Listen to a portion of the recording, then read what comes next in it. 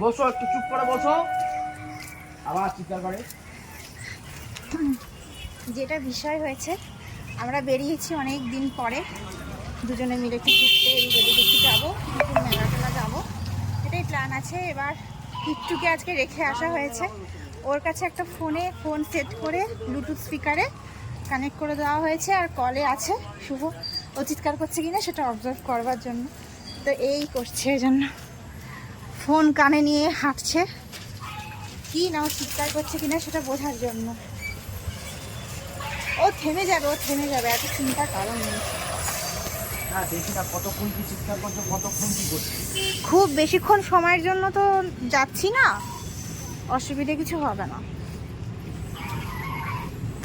সত্যি বলতে ওকে একটু অভ্যাস না করালেও নয়, নাহলে আমরা কোথাও বেরোতে পারি না। এখন আমি টুকটাক এদিক ওদিক দোকানে গেলেও খুব চিৎকার করে, এখনও স্টিল চিৎকার করে যাচ্ছে, কিন্তু ওকে এবার অভ্যাসটা করাতে হবে, নাহলে খুব অসুবিধা হচ্ছে।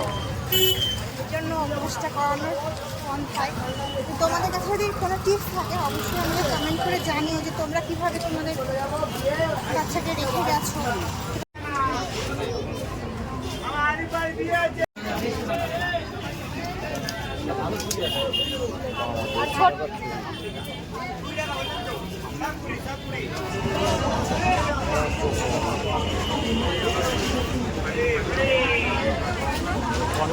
আইসক্রিম খেতে এসেছি। আমটা কত? খাবি রে? আম খাবো না, খাবো, অন্য কিছু খাবো।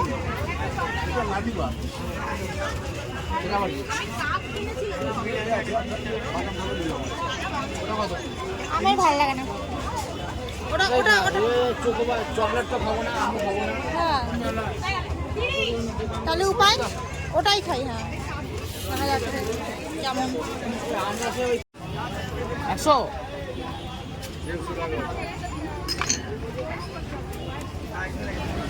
ঠান্ডা ঠান্ডা এসেন্স খাওয়া ছাড়া কোনো উপায় নেই।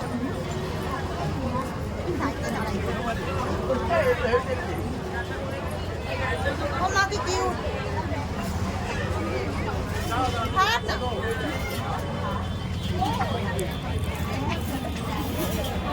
বা কি কিউট দেখতে।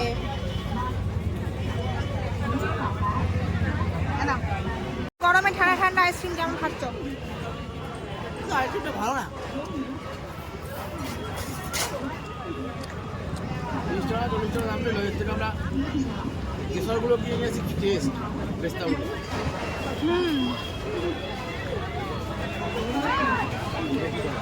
যাই হোক, গরমে এটাই আরাম।